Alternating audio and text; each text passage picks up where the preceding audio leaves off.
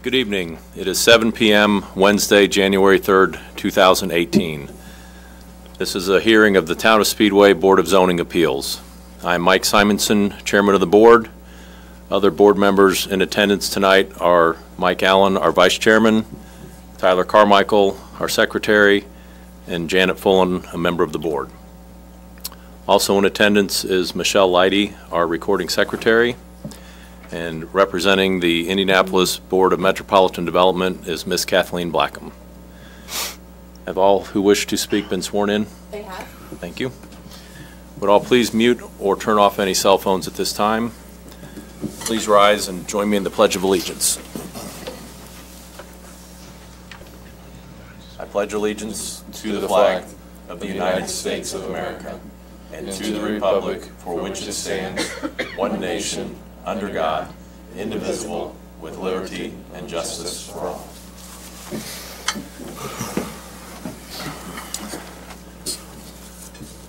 Rules for those who wish to speak at tonight's hearing are the petitioner, remonstrator, or proponents will each have 15 minutes to present their evidence.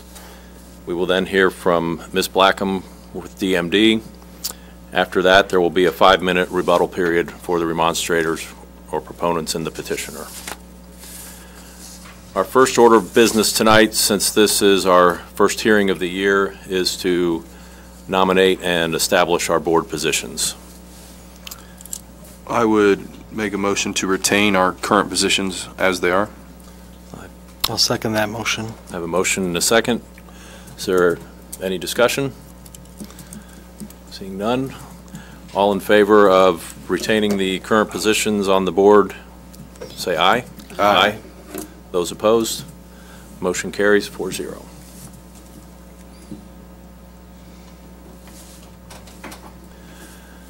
Tonight's petition is 2017 UVS 006 A and B, better known as 4950 and 4952 West 16th Street, Sean Anderson, Chris Holdings, LP. Will the petitioner or their representative please step to the podium and state your name and address for the record? Hi, I'm Tom Beatty. I'm with Case Design Remodeling. We're doing the work at the address. And I reside at 14702 Deerwood Drive in Carmel, Indiana.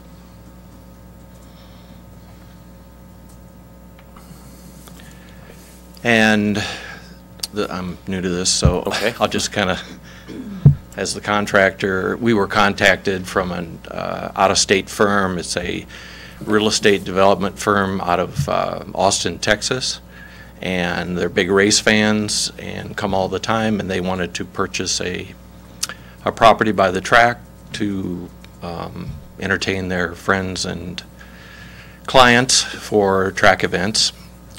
So they bought the property in question. We're currently remodeling under a different permit the existing house, just bringing it up to snuff. It had been run down and vacant for a while. So full remodeling of mechanicals, heating, cooling, wiring, plumbing, adding bathrooms, new kitchen in there.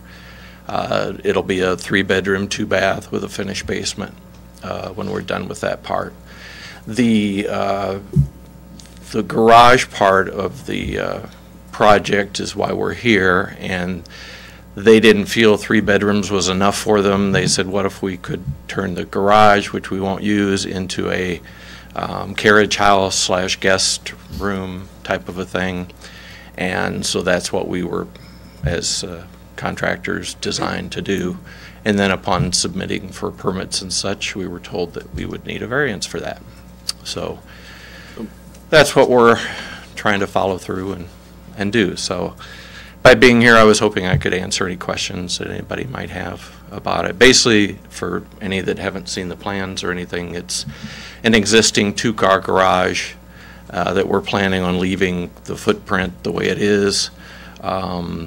The structure will be obviously refurbished, and a bathroom will be added in there. and then divide it into basically an open area that'll have room for 2 beds and a sofa in that. I have a question regarding some of the paperwork has conflicting information on who owns the property. Well, it's the Hawkins Group, or Hawkins Property Group. My contract is with Anderson Price and Sean Hawkins, who are the 2 primaries of the company. Okay. And they're the ones kind of behind this project. But there's listed as ownership as the Anderson, or Sean Anderson Chris Holdings LP. They have a holding company. I don't know the details on there. What is their intent for the property during the non-racing weekends of the year? They really don't have a straightforward plan. It's not their intent to rent it, in that they want to be able to come here and use it when they want to go to a concert at the track or a racing event. So it's a personal investment for them. It's like a vacation. They feel very strongly about the Speedway city as investors. They thought it was a solid investment, and so they're buying it for a personal use, in that they're younger guys, younger than me, and like to go to the races and travel, and they have come to many of the races, and they were tired of the hassle of hotels and trying to coordinate everything. So they ran across, they actually parked at this house, and it was for sale, which was what sparked their interest, in that it was so close to everything. And then, like I said, after they acquired it, they contacted us to talk about some remodeling aspects of it. So.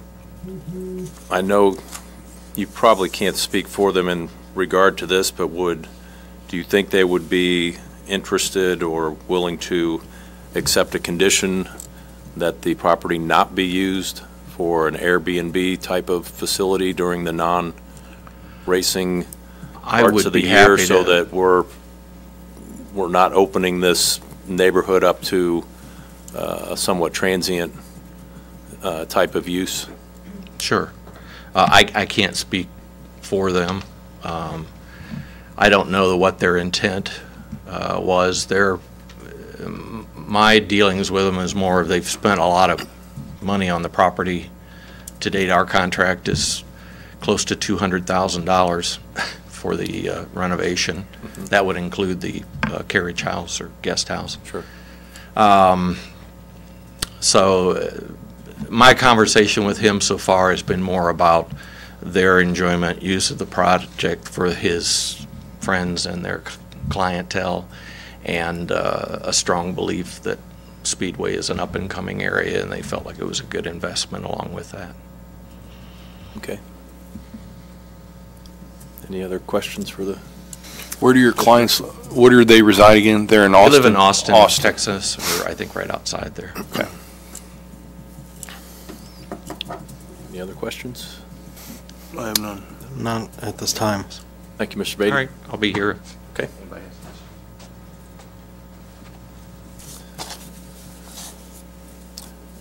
Is there anyone here to speak for or against the petition currently? Aye. Please step to the podium and state your name and address for the record. April Koosh, 4956 West 16th, so the house directly next to. We've owned that since 1986. Grew up in Speedway. So what I would say is, in my mind, I worry about the residential neighborhood. So it seems to be opening it up to a multifamily. So if we have a carriage house, or if we have a guest house in the garage, what stops from a tiny house or some other thing, and we suddenly have a multifamily situation next door rather than a residence. It's owned by an LLP. It seems like a business interest, like a business, not a resident. And so as a resident, that concerns me because it takes away from the neighborhood. You know, we all know each other, we all get together at race time, we watch out for each other. That's an empty house, basically. So it's an investment, which seems to be a business, and takes away from the residential feel of the neighborhood. So those are my biggest concerns. I don't know these guys, I don't know anything about them, but again, I mean, we had a property across the street that wanted to be a flower shop, and we didn't want it to be a flower shop, we wanted it to be a residential neighborhood, so we came and spoke against that. We had an apartment complex that probably everybody in here knows across the street that at one point was subdividing one-bedroom apartments into 4 units, and at one point had a family living on the porch, on the patio, with a plywood roof. So very concerned about the property. Not saying that they're going to do any of this, but concerned that it stays as a residential neighborhood. Okay. That's it. All right. Thank you. Thank you.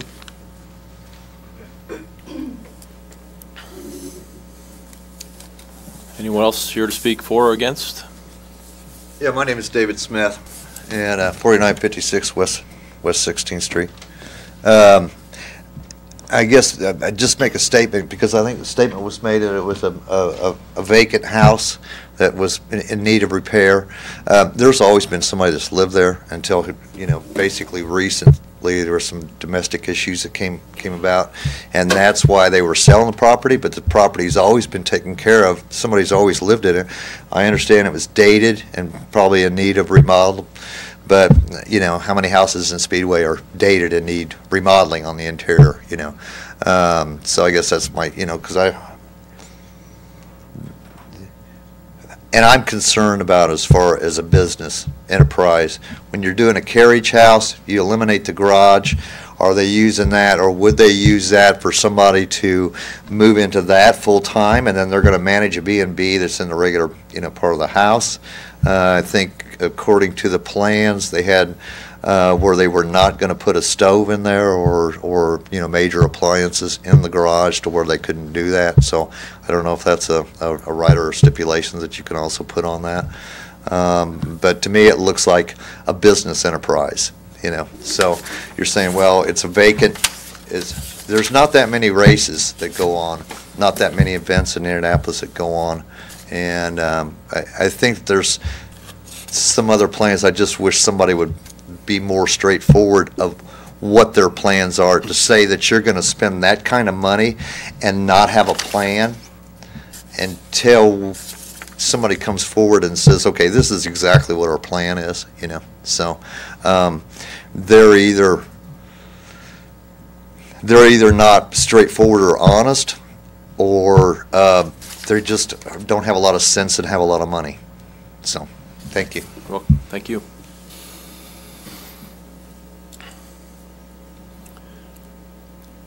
Anybody else here to speak on behalf of or against the petition at hand? Seeing none, we will move on to the report from Ms. Blackham. Thank you, Chairman Simonson, members of the board. Kathleen Blackham with the Department of Metropolitan Development. I presume you've looked at the staff report where staff is actually recommending denial of this request, and there are 3 reasons for this. The first one relates to the density that this would create. Right now, the recommendation for the comprehensive plan is 3.5 to 5 units per acre. When you add those, when you put 2 units on that property, you're looking at a density of 7.14 units per acre. This increase, again, staff doesn't feel it's an appropriate increase for this neighborhood. And the other concern staff has related to that increased density is that it might encourage other conversions along this area, which would then even further increase the density. So staff is concerned about the density.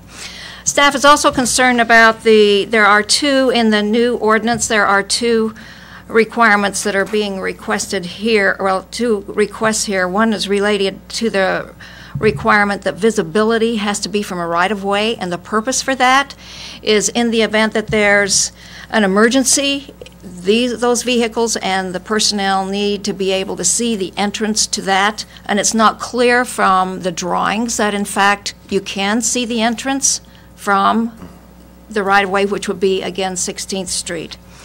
So staff is concerned about that. And then the third area is that the ordinance requires that the property owner live in either the primary dwelling or, in this case, the carriage house. The reason for this is when they went through the rezoning or the updating of the ordinance, there was a lot of concern about absentee landlords and what happens to a building when the landlord is not around to maintain and keep their eyes on that building. So the ordinance does require that the owner, again, lives in one of those dwelling units. In this case, the property cards from the assessor's office indicated, and this testimony has been offered, that the owner is in Austin, Texas, so having the property owner in one of these units is not possible. Again, staff has a concern about that. So it's the density, it's not having visibility to the entrance, and then when you've got an absentee landowner or absentee, property owner. And for those reasons, staff is recommending denial of this. I'm going to be glad to answer any questions that you might have. Would it change staff's opinion at all if we were to place conditions upon a approval of it not being used as like an Airbnb or a bed and breakfast type of operation, that it would be for the sole use of the owner during activities at the track? No, And the reason, again, it gets back to the ordinance requiring that the owner live there on the property. Okay. So how would, if they don't have the ability to convert the garage into a guest house, they're still able to occupy the house and just own the house as they wish? Yes. Okay. But once they introduce that second unit in there, then they do have to, The variance or yes. The ordinance needs to requires that they be have to required, occupy okay. one of those.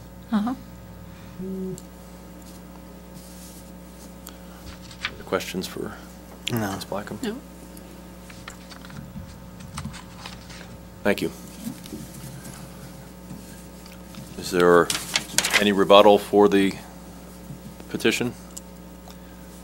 Mr. Beatty? I could clarify a little. On the second point, you can see the entrance from the street. Okay.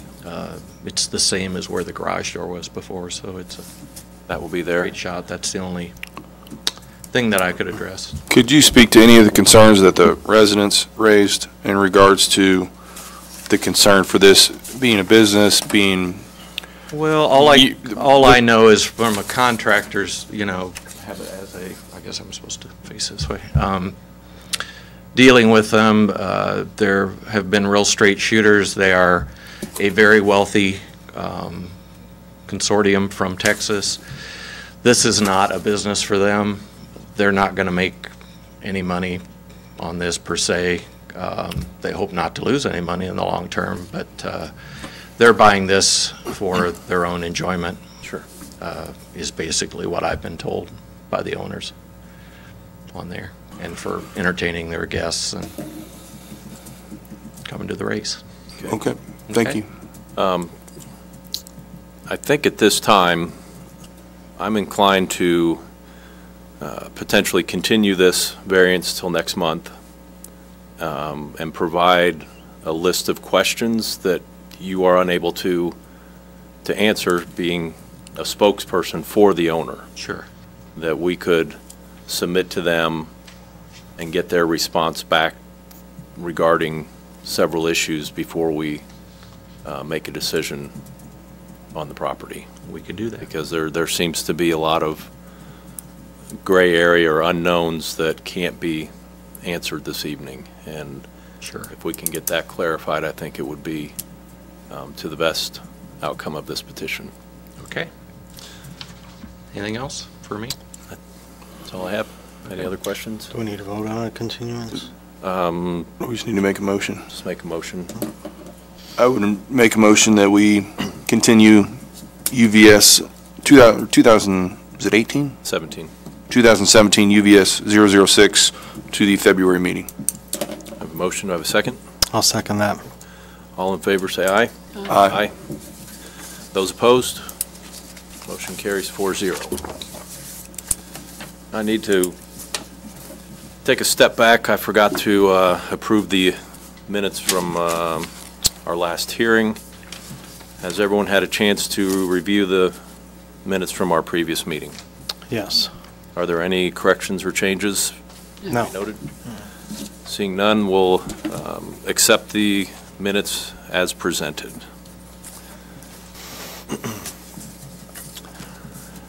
Next, I would like to thank a former board member for his years of service, Ernie Williams.